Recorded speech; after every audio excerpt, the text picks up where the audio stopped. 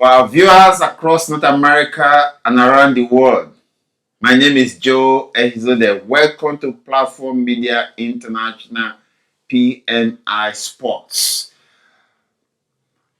And to my guest, Opone Ayamabo, welcome to the show. Opone. Thank you.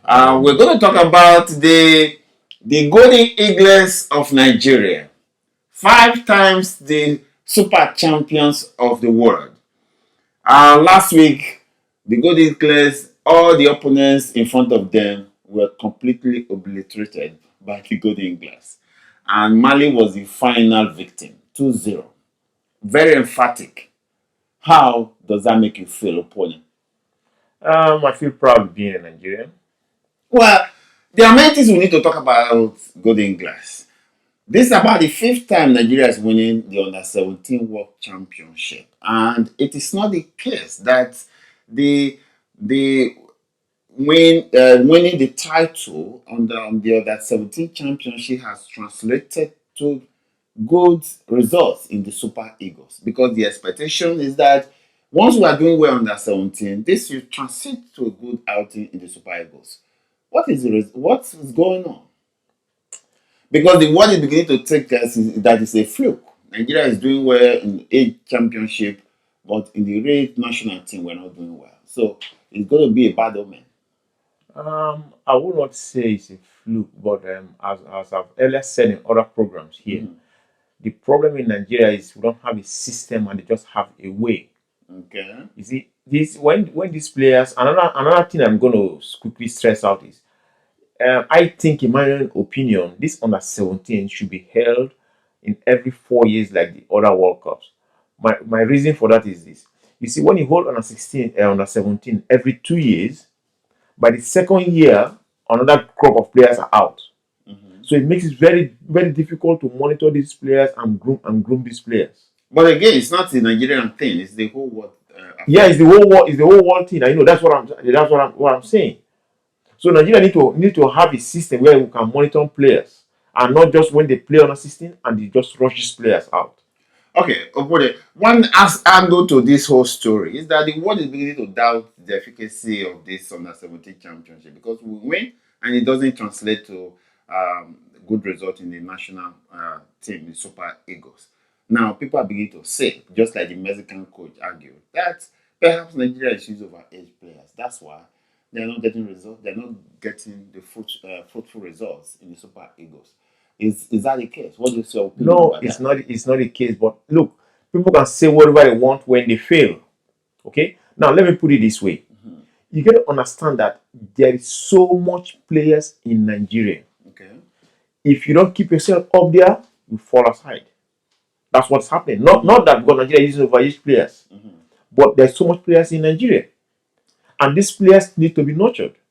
Well, again, the other argument that also come to play is that these players, as soon as they get home, because of the feasting, because of the festival surrounding the winning of the World Cup, these players begin to eat anyhow and they lose shape, they lose the necessary fitness, and that's the beginning of the end of their campaign or their fitness, and they lose their value. So is the celebration surrounding the World Cup, is it too elaborate that is affecting some of these players? Because I'll give you an example. The player Osondu, that was one of the winners in 1987. Yeah.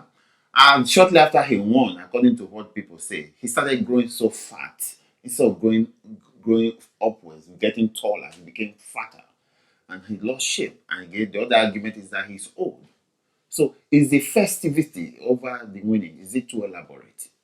Okay, let me put this in perspective here. Not necessarily the festive is too elaborate. Now I'll tell you this. You see, when the referee sounded the final whistle of the World Cup final, some of those players' careers started then and ended there. Why? Because in every competition, only 3 or 4 will make it. All will not make it. Only 3 or 4 players will make it. I use myself like an example. I won on a 16 1986. Only 2 or 3 of us made it up. I won a Ramat Cup 1989.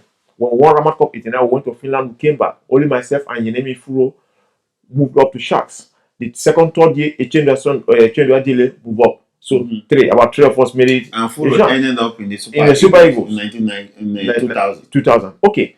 Now look at this. Most of these players, they are young players. They are young players. They are coming up. Okay. Now they've won the World Cup. Another big problem is their parents. They won the World Cup. They came back. All they see is dollar sign. My son must go to professional. It doesn't work that way. I remember that this player of Manchester City, what is his name? Kelechi.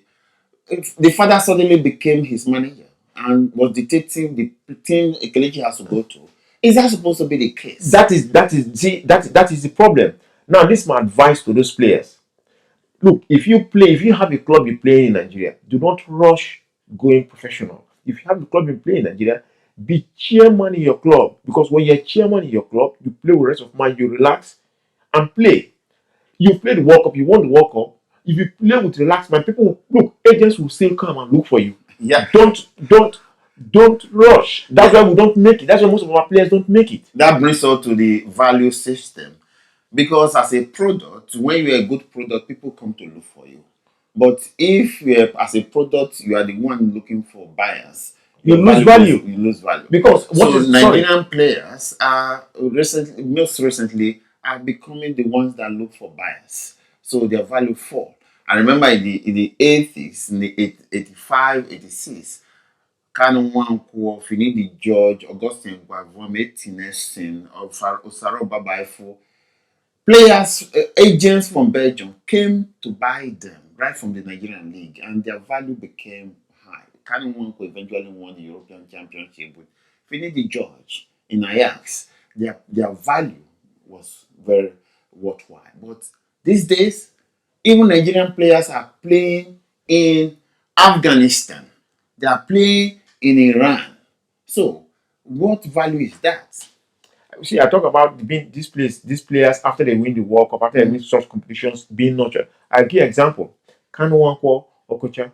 If you ask me, I think Okocha is more skillful, a better player. But Kanu Nwankwo was nurtured. Kanu Nwankwo was in Wayan Comets. Played for Wayan under Alphonsus Dike. Where did he go when they bought him? He went to Ajax. Yeah. Luis Van Gaal.